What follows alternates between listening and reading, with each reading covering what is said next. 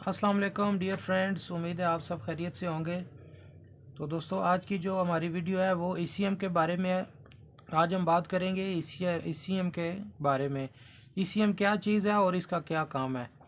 तो दोस्तों, ईसीएम होता है इंजन कंट्रोल मॉड्यूल, जिसे आम अल्फाज में जो इलेक्ट्रिशियंस बोलते हैं वो बोलते हैं गाड़ी का कंप्यूटर।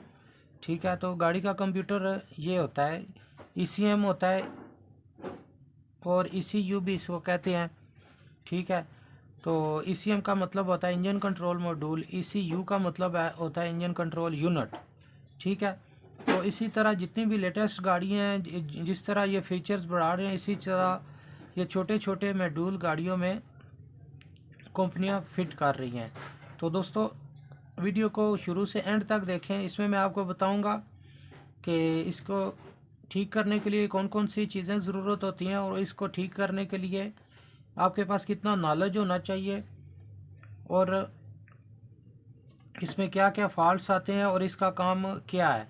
तो दोस्तों, ईसीएम का मतलब यह है कि engine control module. Engine control module जो होता है, इसमें इंजन के जितने भी सेंसर्स होते हैं उनकी सारी रीडिंग्स इसमें इंजन कंट्रोल मॉड्यूल में आती हैं।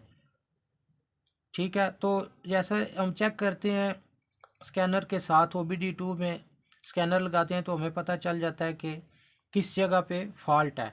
तो दोस्तों, सारी रीडिंग्स ये कंप्यूटर में आती हैं। कंप्यूटर से जो कैन सिस्टम होता है एक गाड़ी में, कैन सिस्टम पे मैं एक अलग वीडियो बनाऊंगा, उसके बारे में मैं आपको बताऊंगा कि गाड़ी के अंदर कैन सिस्टम क्या होता है। तो कैन सिस्टम ये होता है कि जो OBD2 होता है गाड़ी में, उसके अंदर जितनी भी वायर्स आई होती हैं वो कैन सिस्टम के ज़रिए आती हैं। तो ये कैन सिस्टम के ज़रिए आपको गाड़ी के जितने भी फॉल्ट्स हैं वो मिलते हैं। तो दोस्तों, जैसा कि मैंने आपको पहले बताया है कि ईसीएम के अंदर इंजन के जितने भी सेंसर्स हैं, क्रिंक सेंसर है, केम सेंसर है, एयर फ्लो सेंसर है, इंटरकेयर टेम्परेचर है, इंजेक्टर्स हैं, इग्निटर होते हैं, इग्निशन कॉइलें होती हैं, इग्निटर भी कहते हैं उनको। ठीक है, वाटर टेम्परेचर सेंसर होता है, O2 सेंसर होता है, बैंक 1 बैंक 2। और जिस तरह के मैंने एक पहले वीडियो बनाई थी O2 सेंसर पे, तो O2 सेंसर के अंदर 2-3 किस्म की रीडिंग्स आती हैं। इसी तरह हर सेंसर में जिस तरह का गाड़ी में फॉल्ट होता है वो उस तरह की रीडिंग देता है कंप्यूटर को, और कंप्यूटर अपने अंदर एक कोड बना लेता है। ठीक है, तो फिर वही कोड जब आप गाड़ी चेक करते हैं स्कैनर के साथ, तो वही कोड गाड़ी के अंदर आपको मिलता है। तो उस कोड पे फिर आप काम करते हैं। तो दोस्तों, इसी तरह BCM होता है बॉडी कंट्रोल मॉड्यूल। ठीक है, EPS होता है इलेक्ट्रिक पावर स्टीयरिंग मॉड्यूल। तो इसी तरह छोटे छोटे मॉड्यूल उन्होंने लगा दिए हैं जो जितनी भी लेटेस्ट गाड़ियाँ हैं। और ये बॉडी बॉडी कंट्रोल मॉड्यूल होता है, उसके अंदर जितने भी बॉडी के फीचर्स होते हैं वो उसके अंदर उन्होंने जमा कर दिए हैं। और फिर वहाँ से जो कैन सिस्टम की वायर्स आती है, OBD2 में आती है, वहाँ से आप उसको रीडिंग करते हैं। इसी तरह ABS का मतलब जितने भी सिस्टम है गाड़ी में वो मॉड्यूल के ज़रिए ऑपरेट हो रहे हैं, और मॉड्यूल फिर आगे सिग्नल देता है OBD2 में, जिससे आप रीड करते हैं कि गाड़ी में क्या मसला आ गया है। तो दोस्तों, ECM में ये आप देख सकते हैं, ये मुख्तलिफ़ किस्म की IC लगी हुई हैं। कोई भी मॉड्यूल होता है उसमें मेन IC होती है एक सिस्टम IC, जो इस पूरे सिस्टम को चला रही होती है, और इसके अंदर ये मेन सिस्टम IC है। बाकी फिर इसके अंदर छोटी छोटी ICयाँ लगी हुई हैं, फ़ैन की है, इग्निशन कॉइल की है, इंजेक्टर्स की है, जितने भी सिस्टम ऑपरेट हो रहे हैं उस उतने सिस्टम की इसमें ICयाँ लगी हुई हैं। तो इसको आपने रिपेयर कैसे करना है, सब इसको आपने, जो आम नॉर्मल इलेक्ट्रिशियंस हैं वो इसको खोलें, चेक करें। अगर इसने स्मेल मारी हुई है, कहीं से प्रिंट जला हुआ है तो वो तो ठीक है। बाज़ टाइम प्रिंट भी नहीं जलता, ना स्मेल होती है, फिर भी ये कंप्यूटर आपका काम छोड़ जाता है। तो दोस्तों, ECM रिपेयर करने के लिए सबसे पहले आपको इलेक्ट्रॉनिक्स का काम थोड़ा बहुत आना चाहिए। जो रेडियो टेप का काम करते हैं उनके पास थोड़ा सा टाइम लगाएं। आप IC, ट्रांसिस्टर, कैपेसिटर, ये चीज़ें आप चेक करना समझ जाएं, उसके बाद आप इसको रिपेयर करेंगे। इस तरह आप अचानक इसको रिपेयर नहीं कर सकते। तो कोई भी काम आप करते हैं, जाहिर सी बात है आपको एक्सपीरियंस होगा तो आप काम करेंगे। ये तो पता चल गया ये ACM है, लेकिन इसके अंदर की चीज़ें आपको ये जितनी भी IC नज़र आ रही हैं आपको ये नहीं पता कि ये किस चीज़ की IC है, ये किस चीज़ की है, और ये सारी जितनी भी IC हैं, ट्रांजिस्टर हैं, ये क्या काम करते हैं और ये किस की चीज़ के लिए काम करते हैं।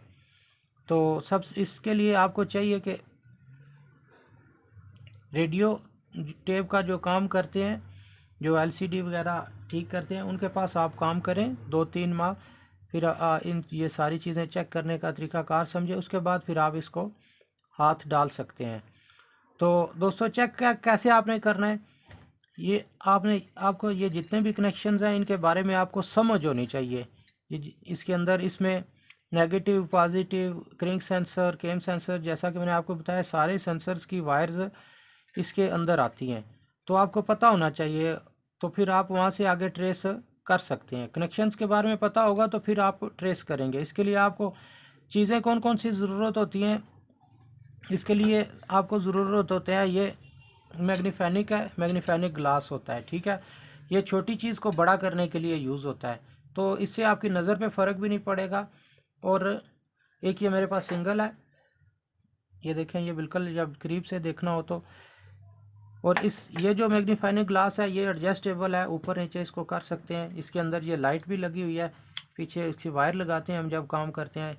ये सोल्डिंग आयरन है, काविया जिसको बोलते हैं, सोल्डिंग वायर होती है, ट्वीज़र होते हैं।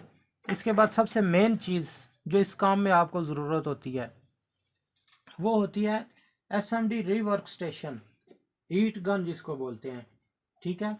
SMD रीवर्क स्टेशन होता है, इसको हीट गन बोलते हैं। इसके ये 2 स्विच होते हैं, ये इसको मैंने ऑन किया है, एक हीटर का स्विच होता है और एक एयर का होता है, ठीक है। ये एडजस्टेबल होती है, एयर कम करनी है, ज़्यादा करनी है, हीट ज़्यादा करनी है, हीट कम करनी है, ये दोनों फंक्शन इसमें होते हैं, ठीक है।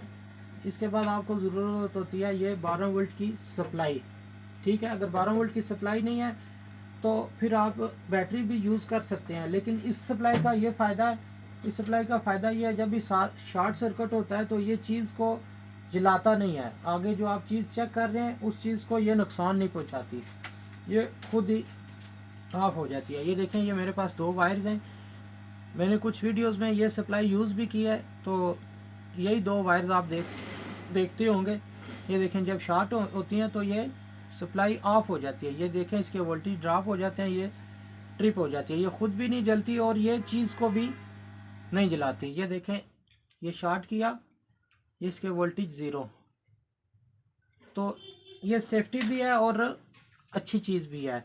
तो ये 3-4 चीज़ें आपके पास होनी चाहिए।